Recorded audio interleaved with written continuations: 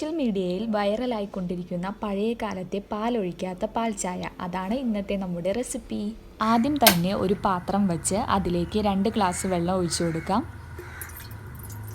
വെള്ളം തിളച്ചു വരുമ്പോഴേക്കും 2 ഏലക്ക ചതച്ച് അതിലേക്ക് ഇട്ട് കൊടുക്കാം.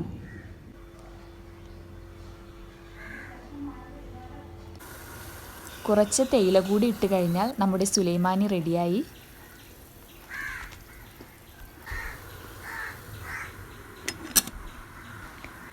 ഇനി ഒരു പാത്രം വെച്ച് കോഴിമുട്ട നന്നായി അടിച്ചെടുത്തിട്ട് ഈ സുലൈമാനി ഒഴിച്ചു കൊടുക്കാം.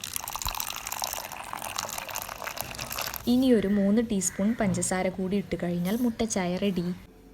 ഇതെല്ലാവരും വീട്ടിൽ ട്രൈ ചെയ്ത് നോക്കുക. അടുത്ത വീഡിയോയുമായി വരുന്നത് വരെ ഗുഡ് ബൈ.